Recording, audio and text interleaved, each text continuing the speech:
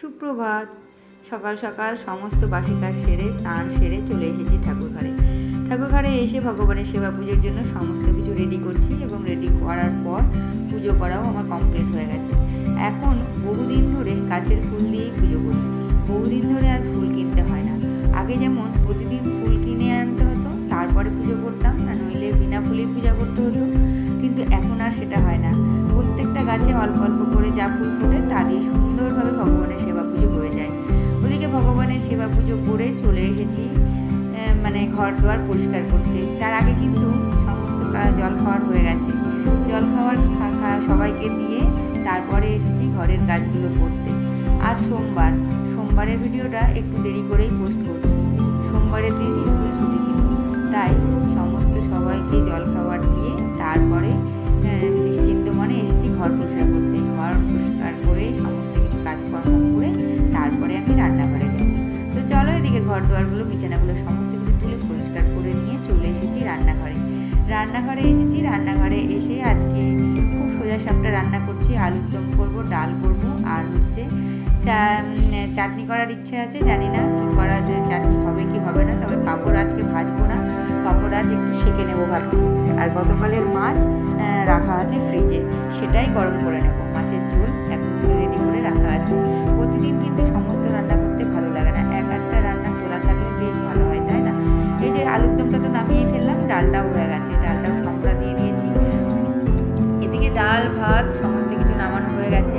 তুতানকে পড়াতে এসেছে, তুতানের পড়ানো তুতানের পড়া হয়ে গেছে। বাবান এদিকে বলছে খিদে পেয়েছে, খাবো। সবার খাওয়া দাওয়া মিটিয়ে আমরা আবার পরিষ্কার পরিচ্ছন্ন হয়ে রওনা দিয়েছি তুতানের পড়তে আসার ব্যাপারের জন্য।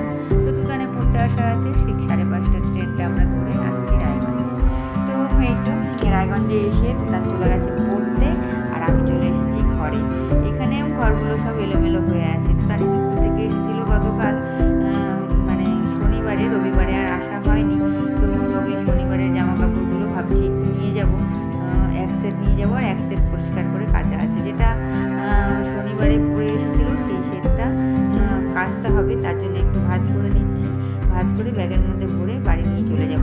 এখানে আমি সেরকমভাবে কাছাকাছি বা কিছু করি না, এখানে পুজোগায় সমস্ত কিছু কাজকর্ম করি না। যতটা আমি রান্নাটা কম করারই চেষ্টা করি এবং কাছাকাছি সমস্ত কাজকর্মগুলো এখানে কম করার চেষ্টা করি, কারণ দু জায়গায় সমান পরিশ্রম করা অসম্ভব হয়ে যায়।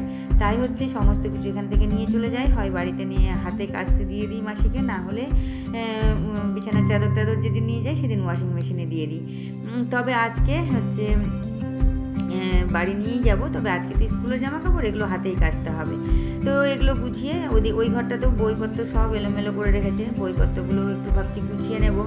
তো এদিকে ধীরে ধীরে একটা করে ঘর পরিষ্কার করে নিই। দুটো ঘরই এলোমেলো হয়ে আছে। এলোমেলো বলতে ওই বাচ্চা ছেলে তো আসলে একটু ছড়ানো ছিটানো।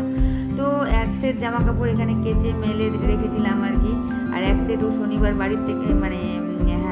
বাড়ির থেকে স্কুলে গেছিলো, তাই হচ্ছে আবার এখানে এসেছিলো স্কুল থেকে এসে ছেড়ে রেখেছে। তো তাই হচ্ছে এক সেট গুছিয়ে নিলাম, যেগুলো পরিষ্কার ছিল। আর এটা হচ্ছে স্কুল থেকে পরে এসেছে, এই যে বেল্ট লাগানোই আছে প্যান্টের মধ্যে। তো এটা বাড়ি নিয়ে গিয়ে কাচতে হবে, বাড়ি নিয়ে গিয়ে কেচে সার্ফে ভিজিয়ে দেবো, মাসি কেচে দেবে। তো এখানে এসেও বলে না যে ঢেকি স্বর্গে গেলেও ধান ভাঙে, তো আমাদের ব্যাপারটা হচ্ছে, আমাদের মাদের ব্যাপারটা হচ্ছে তাই, যেখানেই যাবা সেখানেই কাজ। সূর্যোদয় থেকে সূর্যাস্ত পর্যন্ত প্রতিটা মুহূর্ত, প্রতিটা দিন, প্রতিটা সময় মাদেরকে করে যেতেই হয়, তাই না? তো এই তো আর কি। তো আর এই যে এই ঘরেও এলোমেলো হয়ে আছে একদম, বিছানাপত্র দেখতেই পাচ্ছ তোমরা। তো এত পরিশ্রমের ফল কী হবে জানি না শেষে। তো শারীরিক পরিশ্রমটাও কিন্তু বিশাল ব্যাপার একটা, দু জায়গাতে অনেকটাই পরিশ্রম হয়ে যায়। আর এখন করছি, কিন্তু জানি না কতদিন করতে পারবো, কতটা টানতে পারবো। মাঝে মাঝে খুব ক্লান্ত বোধ হয়, মাঝে মাঝে মনে হয় আর কিছু করতে ইচ্ছা করছে না, একটু শুয়ে পড়ি।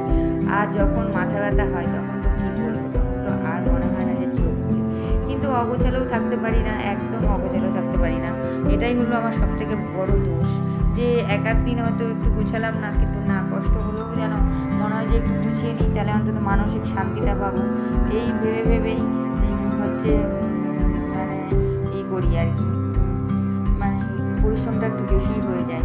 তো সকালবেলা সূর্যোদয় থেকে সূর্যাস্ত প্রত্যেকটা কাজ কাজ একা হাতে করতে হয়। একা হাতে করতে হয় মানে বাইরের কাজের লোক আছে, কিন্তু ঘরে তো কম কাজ না, তাই না?